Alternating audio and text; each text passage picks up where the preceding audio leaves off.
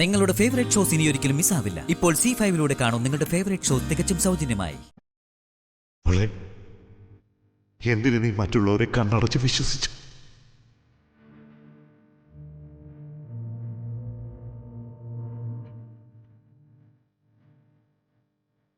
നിന്നെ പോലെ സ്നേഹിക്കാൻ മാത്രം കഴിയുന്നവരാ മറ്റുള്ളവരെന്ന് ചിന്തിച്ചു പോയതാ മോളെ നിനക്ക് പറ്റിയ തെറ്റ്.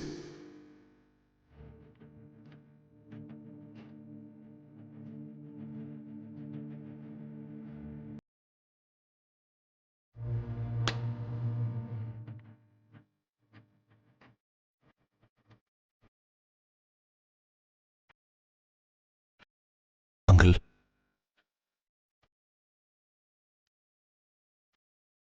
എന്തിനാണ് നീ എന്റെ മുന്നിലേക്ക് വന്നത്?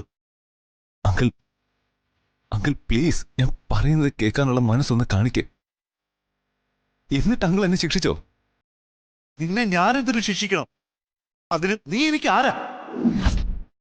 ഒരു കുടുംബം തകർത്ത ഒരു തന്തയുടെ മോനല്ലേടാ നീ. എന്റെ മുന്നിൽ വന്ന് നിൽക്കാനുള്ള അർഹത പോലും ഇല്ലാത്തവനാ നീ. അങ്കിളിന് എന്ത് വേണമെങ്കിലും എന്നെ പറയാം. ഞാൻ പറഞ്ഞു തുടങ്ങിയാലേ നിനക്ക് ഉത്തരം മുട്ടും. ഒരു പെണ്ണിനെ രക്ഷിക്കാൻ ഒരു താലികെട്ട് നടത്തിയെന്നല്ലേ നീ ആവർത്തിക്കാൻ പോകുന്നത്? ഒരു താലികെട്ട് മാത്രമായിട്ടാണോ നീ അവളെയും കൊണ്ട് പലതവണ ആ നാട്ടിലേക്ക് പോയത്? നിന്നെ അറിയാത്ത ഒരു കുഞ്ഞു പോലും ആ നാട്ടിലില്ല. അവളുടെ വീട്ടിൽ പോയിട്ട് പലതവണ ഉണ്ട് ഉറങ്ങിയവനല്ലേടാ നീ. അവളുടെ ബന്ധുക്കൾ എന്ത് അടിസ്ഥാനത്തിലാണ് ഈ വീട്ടിൽ വന്ന് താമസിച്ചിട്ട് പോയത്? എന്താടാ എന്റെ ചോദ്യങ്ങൾക്ക് ഉത്തരവില്ലാതെ പോയത്?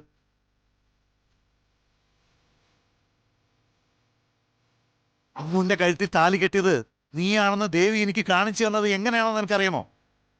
നിന്റെയും അവളുടെയും കല്യാണത്തിന് വെച്ച ഫ്ലെക്സ് ദേവി എന്റെ കൺമുന്നിൽ കൊണ്ടുവന്ന് എത്തിച്ചു.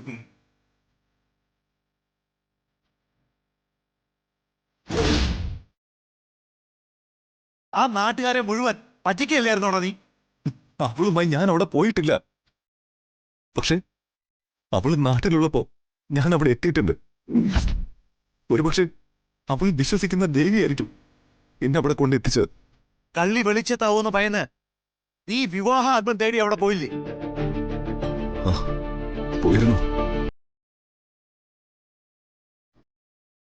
ഒരു കുടുംബം ഞാൻ കാരണം തകരാതിരിക്കാൻ വേണ്ടി പോയതാ.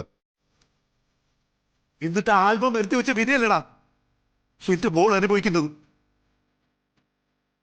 ഒരു മാംസപിണ്ഡമായിട്ട് കിടക്കാൻ പോവാ എന്റെ മോള്. ഈ ജന്മം ഞാൻ നിന്നോട് ക്ഷമിക്കില്ല. കടന്നു പോടാ എന്റെ മുന്നിൽ നിന്ന്.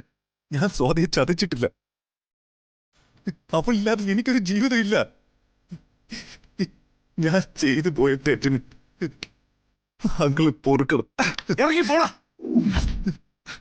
നിന്നോട് പോകാനാണ് പറഞ്ഞേ. അങ്കിൾ ഞാൻ പറഞ്ഞോട്ടെ. അങ്കിൾ ഡൗൺലോഡ് ചെയ്യൂ C5 ആപ്പ്. കാണൂ എല്ലാ എപ്പിസോഡുകളും സൗജന്യമായി.